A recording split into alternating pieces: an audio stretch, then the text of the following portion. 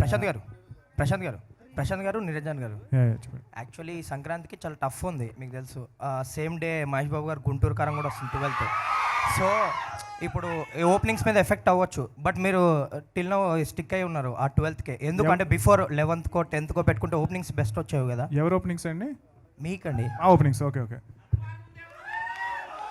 అంటే same day పెద్ద cinema వస్తుంది కదా, 10th 11th ఎందుకు వెళ్ళలేదు, అంటే 12th ఎందుకు స్టిక్ అయి ఉన్నారు అంటే మేము యాక్చువల్లీ ఫస్ట్ అనౌన్స్ చేసామండి 12th అనే డేటు నాకు తెలిసి. సో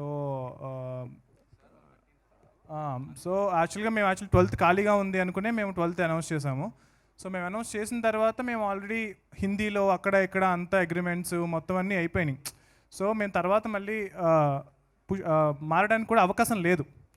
సో డెఫినెట్గా మహేష్ బాబు గారు చాలా పెద్ద స్టారు. సో నేను కూడా ఆ సినిమాకి ఆ రోజు ఫస్ట్ డెఫినెట్గా చూస్తాను. అండ్ నాకు కూడా చాలా ఇష్టమైన యాక్టర్, ఇష్టమైన డైరెక్టర్, నా favourite hero. So Mahesh Babu. Prashanth గారు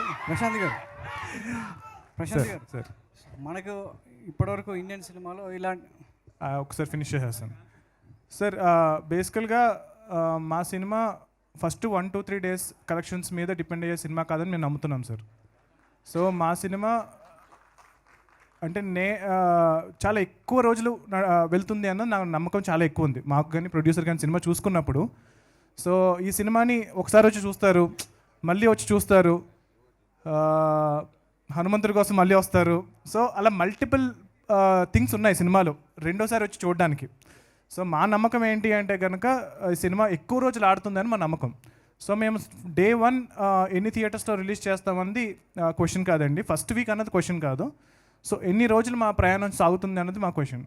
సో మా నమ్మకం మేము హనుమంతుడిలాగా చాలా చిన్నగా మొదలవచ్చు, బట్ హనుమంతుడు ఎలాగైతే ఎంత పెద్ద ఆయన అవ్వగలరో మా సినిమా కూడా ఆ రేంజ్కి వెళ్తుందని నమ్ముతున్నాం. Thank you. ప్రశాంత్ గారు